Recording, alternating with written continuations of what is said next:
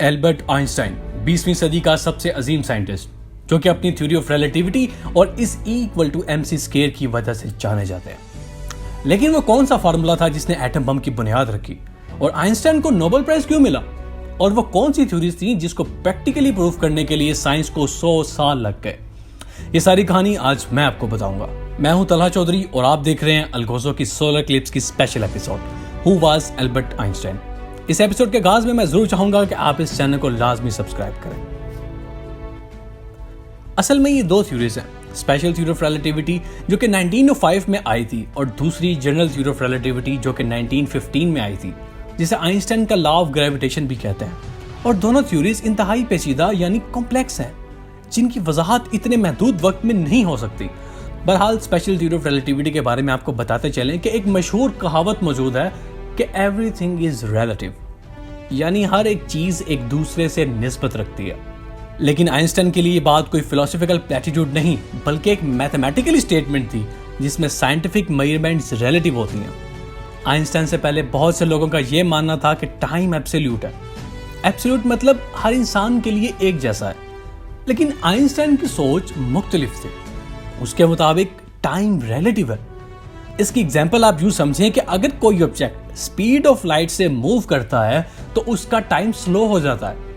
मतलब अगर मैं अर्थ पर खड़ा एक रॉकेट देख रहा हूं जो कि स्पीड ऑफ लाइट से मूव कर रहा है, तो मुझे ऐसा लगेगा कि उस रॉकेट में जो कैट है वो बहुत ही स्लो मोशन में है, जैसा कि आप स्क्रीन पर देख सकते हैं। इसीलिए टाइम भी एक जैसा नहीं है। रॉकेट के लिए टाइम मुख्तलिफ है, मेरे लिए टाइम मुख्तलिफ है। नहीं समझ आया? चलें कोई बात नहीं, आप इसको दोबारा पीछे करके सुन सकते हैं क्योंकि इसको समझना बहुत जरूरी है। इसके साथ साथ ये थ्योरी ये भी बताती है कि मोशन भी रिलेटिव है। मान लीजिए कि आप अर्थ पर खड़े हैं, लेकिन आपको ऐसा लगेगा कि अर्थ स्टेशनरी है, यानी रुकी हुई है। लेकिन अब आप इसको स्पेस में जाकर देखें तो पता लगेगा कि अर्थ तो मूव कर रही है।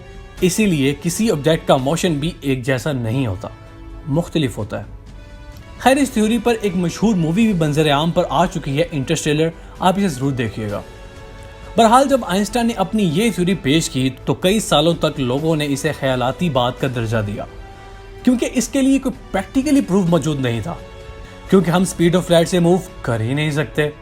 थ्योरी ऑफ रिलेटिविटी का एक कंक्लूजन ये भी है कि मैटर एनर्जी के इक्वल होता है। जैसे कि एक रिलेशन आप स्क्रीन पर देख सकते हैं, जहाँ E एनर्जी है, मैस M है और C स्पीड ऑफ लाइट है, जिसका मतलब ये है कि अगर हम मैटर में थोड़ा बहुत भी चेंज लाते हैं तो वो बहुत ज़्यादा अमाउंट ऑफ एनर्जी में बदल जाएगा। और इसकी ये पेशकश एटॉमिक बॉम्ब तक चली गई।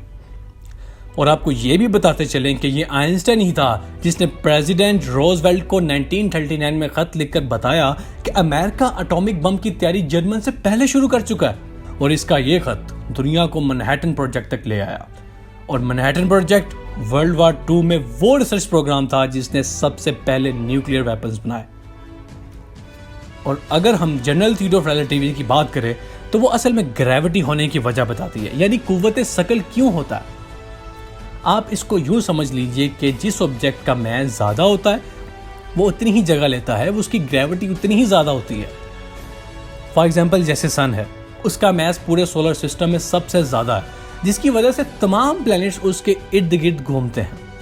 इसके ऊपर मैं एक अलग से वीडियो बना चुका हूँ जिसमें स्पेशल थ्योरी ऑफ रिलेटिविटी और जनरल थ्योरी ऑफ रिलेटिविटी को with an trampoline experiment explain किया। आपको डिस्क्रिप्शन में उसका लिंक मिल जाएगा। बहरहाल अगर हम आइंस्टाइन की थ्योरीज की बात करें तो ये अब तक साइंस की हिस्ट्री में सबसे ज़्यादा दिमाग घुमा देने वाली थ्योरीज है। लेकिन सिर्फ यही नहीं, इसके साथ साथ आइंस्टाइन ने फोटो इलेक्ट्रिक इफेक्ट पर एक पेपर भी लिखा जिसकी वजह से उसको नोबेल प्राइज से एजाज़ा गया, जिसकी सबसे बड़ी एप्लीकेशन हमें सोलर सेल्स में मिलती है और जिसका मॉडर्न साइंस में क्वांटम थ्योरी पर भी गहरा असर पड़ता है। अगर हम आइंस्टाइन की इंपॉर्टेंस का न्यूटन से मुआवजा करें तो वो बड़ा दिलचस्प हो जाता है। वो इसलिए कि न्यूटन की थ्योरी को समझना निहायत आसान है और मैं इस पर एक कंप्लीट वीडियो बना चुका हूं जिसका लिंक आपको डिस्क्रिप्शन में मिल जाएगा। अगर आपने अभी तक वो नहीं देखी तो उसे जरूर देखिएगा। न्यूटन को जीनियस का टाइटल इसलिए दिया जा सकता है कि वो पहला शख्स था जिसने साइंटिफिक थ्योरीज को डेवलप किया। आइंस्टाइन 1879 में जर्मनी के शहर उल्म में पैदा हुआ। उसने अपना हाई स्कूल स्विट्जरलैंड से किया और 1905 में PhD की डिग्री यूनिवर्सिटी ऑफ ज़ूरिच से ली। लेकिन उसको अभी तक कोई एकेडमिक पोजीशन नहीं मिली थी। फिर उसी साल उसने अपना पेपर पब्लिश किया जिसमें उसने स्पेशल थ्योरी ऑफ रिलेटिविटी को बताया, और फिर चंद ही सालों में वो दुनिया का सबसे अजीम यानी मोस्ट ब्रिलियंट साइंटिस्ट कहलाने लगा। 1913 में उसको यूनिवर्सिटी ऑफ बर्लिन का प्रोफेसर बना दिया गया और एट द सेम टाइम वो विल्हेल्म इंस्टीट्यूट ऑफ फिजिक्स का डायरेक्टर और प्रूसन अकेडमी ऑफ साइंस का मेंबर भी बन गया। 1921 में उसको नोबेल प्राइज दिया गया और वो अपने दौर का सबसे मकबूल साइंटिस्ट बन चुका था, the most famous scientist that ever lived. क्योंकि आइंस्टाइन एक ज्यू था और जब जर्मनी में हिटलर का कब्जा हुआ तो उसको अपनी जान बचाकर प्रिंसटन जाना पड़ा। 1940 में वो यूनाइटेड स्टेट का ऑफिशियल शहरी बन गया। आइंस्टाइन की पहली मैरिज कामयाब नहीं रही थी, जबकि दूसरी कामयाब रही। उसके 2 बेटे थे। बिलाखिर दुनिया का मशहूर साइंटिस्ट प्रिंसटन ही में 1955 में इंतकाल कर गया। आइंस्टाइन का किरदार भी काफ़ी काबिल तारीफ था। वो पॉलिटिक्स में बहुत दिलचस्पी लेता था, इसका सेंस ऑफ ह्यूमर भी बहुत तेज था। दोस्तों, ये वो वक्त था जब हमारे बड़े सगीर में इनकलाब आ रहा था। गो कि ये इनकलाब कामयाब रहा, लेकिन ये बात बारहा काबिल फ़िक्र है कि इस इनकलाब के 73 साल बाद भी ना कोई आइंस्टाइन और ना कोई नील बोहर पैदा हुआ। हम मुसलमान बस इसी कश्मकश में रह गए कि ये रवायात फ़लाँ से मुंसलिक है, फ़लाँ से है। बहरहाल ये काबिल गौर पैगाम है। शुक्रिया।